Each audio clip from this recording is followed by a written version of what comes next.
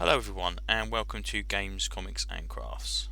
In this series of videos, I'll be looking at the Judge Dredd case files in order and picking out the most prominent and important stories, as well as noting some artists and writers that actually appear in these books. Okay, so this is the complete case file study 4. First things first, if you're off this version of the book, do not pay 70, 80 quid on Amazon or eBay because you can order it from 2000 AD for 20 quid. So that's the first thing. Second thing is, it's not bad volume. Mostly. So we start with Helter Skelter, which is kind of a 2000 AD anniversary story, but not quite. I don't think it's actually an anniversary. But basically, these people work in a dimensional research thing, and they start bringing characters over from different dimensions. First of all, get the VCs, the geeks and VCs. Then it was really weird because I was like, "What's going on with these guys? That's horrible design of the eagle on there." And it turns out they're alternate universe judges, which makes sense. And then Dredd turns up, which is really nice. But yeah, so basically, the entire thing is organised by an alternate universe version of Cal, who is bringing various people over from. Actually, oddly enough, not Dredd. Sorry, not Death and all that lot. Basically bringing over anyone, multiple universes. So every single one of these people that turn up, so Kazan and Think Angel and all this kind of stuff, apparently they've all killed Dredd in their own universes. And they've decided to team up to try and kill Dredd in this universe. So it's like, okay, so there's like at least, a dozen or so multiple universes where Dredd has died, killed by whatever. Of course, the interesting part is when we start seeing the appearance of other stuff. So obviously we see the VCs in there. We get little radio messages, which seems to suggest that Mac 1 is around and Ace Garp from Ace Trucking and Co. and all this kind of stuff as well. Fiends of the Eastern Front is a big thing, which is quite interesting.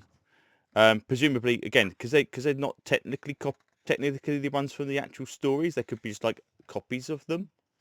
That makes sense as well. We've got our One Eye there.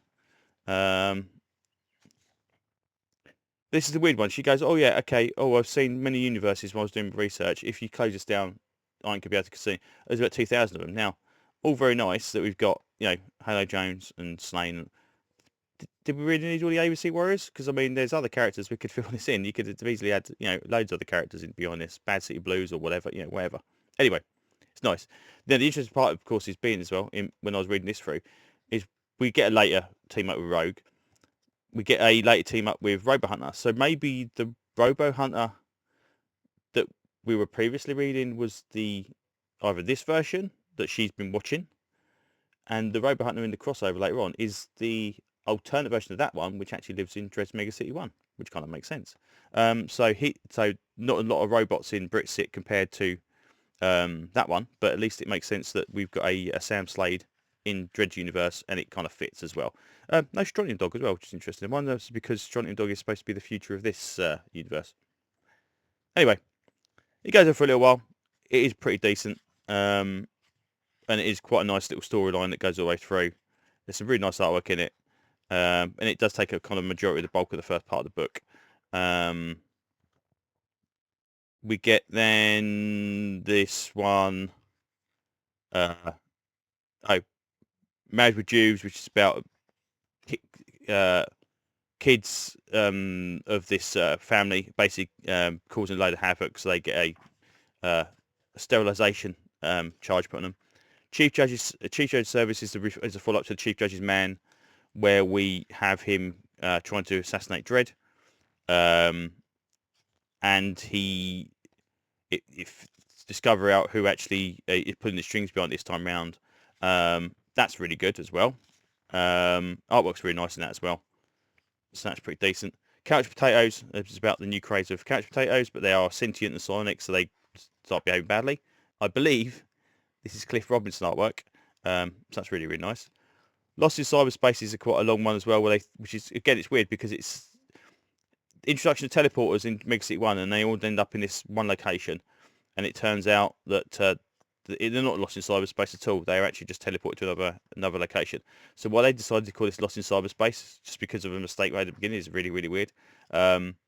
It's Ian Gibson artwork, because you can tell by the robots, which is really cool. Driving Desire is about it's a weird one. Against the kind of like not necessarily a gag story, but not bad. Cheaters, Cheating Drockers is because the TV series Cheaters was going on at the time as well. That's not too bad, but it's basically they reveal like this mob thing.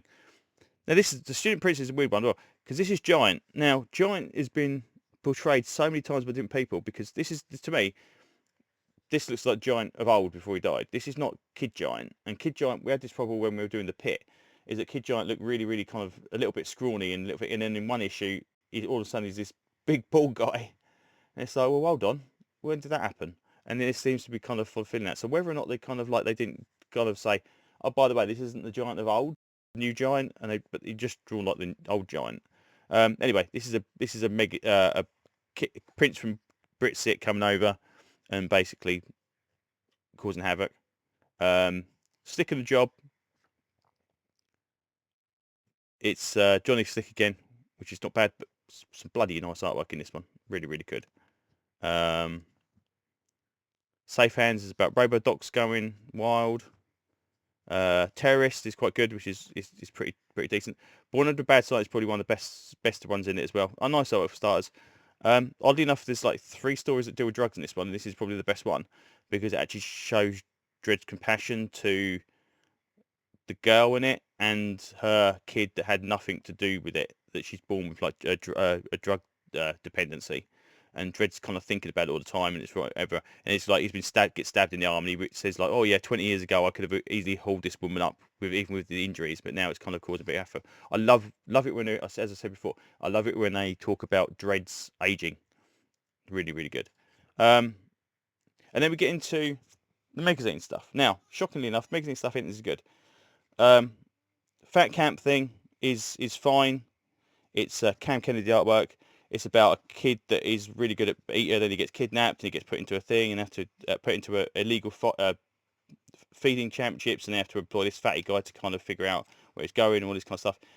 But it just seems to go on forever. I think I read this in 3 parts. I think it is actually last over a couple of magazines. But it does seem to go on for absolutely ages. It's not too bad. Leaves of Grass is another drug story, and it's shite. This one is... Oh, this one's really good. This is Manners. So this is a good one. This is about a kid who sees a judge beat another kid up, and he's basically framed by this judge called Manners. I swear Manners shows up later on, who has shown it previously. So I like these kind of little leading stories that come in later on. So yeah, that's a good one, and the artwork's really, really nice as well. Asylum is Fraser Irving artwork, which is always nice, and Judge Karen, because obviously Anderson's away at this point in time. About a monster coming over from the soft cities. Pretty decent. Who Killed John Lennon again, another kind of drugs related thing where this guy's taking drugs and thinks he solves a crime and all this kind of stuff. That's actually not too bad, but it's interesting that we've got in the magazine again being edgy, quotation marks, doesn't always tend to be edgy. It just tends to be shite, and just kind of like poorly handled compared to the stuff we've seen earlier on, or even let's say later, other stuff. That one with the baby in it. That's really good, thought-provoking stuff. I mean, some people like Dredd that it's kind of like campy, kind of like parody all the time. I like it with a dose of seriousness. And then we've got Bad Mother, which is this one where we've got apparently I missed this out of one of the old versions, and we've got these celebrities in here that are in this bad brother type situation, and Dredd gets kidnapped and put into it as well, and all this kind of stuff. That's not too bad. Artwork's pretty nice in it as well. You can spot the celebrities from the 90s in Gaza and all this kind of stuff as well. That kind of people. There's a couple I don't recognise. I don't know if they are supposed to be actually parodies or not. We've got Chris Evans, we've got Gaza, we've got Melinda Messenger. I can't remember. I don't really know who the others are. The only one I really do like this one is soap star Emma Dale, which I think is just quite clever. But that's not too bad. And then we get the cover gallery as usual, which is kind of really weird because again, I was definitely buying it at this time. So I don't remember any of these covers at all. I've been buying steadily Judge 2000 AD every single week, definitely since 555. And previously, before that, I was kind of getting it whenever it came through. I don't remember any of this.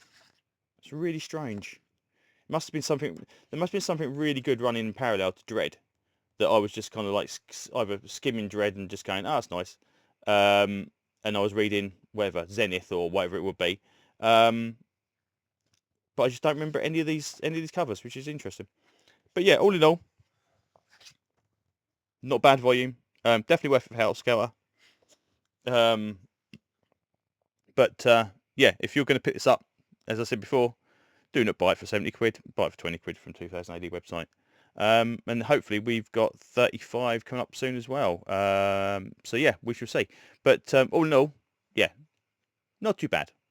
I'll give it like a 8 out of 10, 8 out of 10, 7 out of 10, 8 out of 10. Probably redeemed because of Helter Skelter being so cool.